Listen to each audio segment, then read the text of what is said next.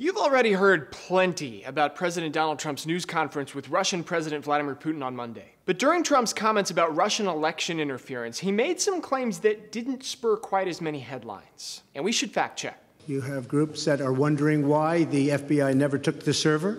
Where is the server? I want to know, where is the server and what is the server saying? Dan Coates came to me and some others. They said they think it's Russia. I have President Putin. He just said it's not Russia.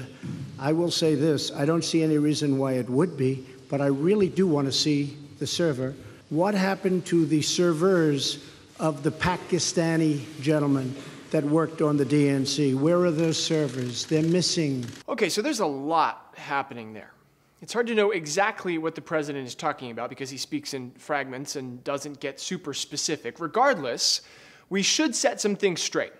Trump seems to be making one of two claims, if not both, that the DNC servers are missing, or that the servers of a specific person who worked for the DNC are missing, and that there's something to be suspicious of there. So going the DNC route, the DNC servers aren't missing. They never were.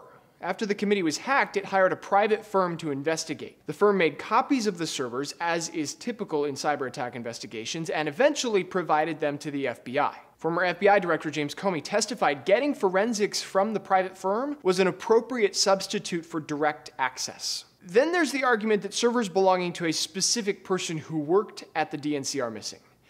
Trump references a Pakistani gentleman. He's likely talking about Imran Awan, the subject of conspiracy theories that tried to tie him to the DNC email hack.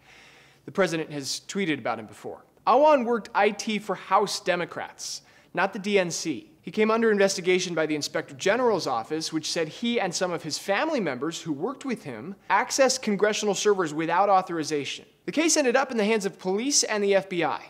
The Washington Post reported the investigation might have uncovered breaches of protocol, but no theft of information. This month, Awan pleaded guilty to a charge of lying on a loan application unrelated to his job. In his plea deal, the U.S. Attorney's Office said the government found no evidence that he removed data from House servers, stole or destroyed info, or improperly accessed or transferred info. And there were no missing servers there either. So while it's not entirely clear what the president was talking about at his news conference, the bits and pieces he mentioned paint a very inaccurate picture.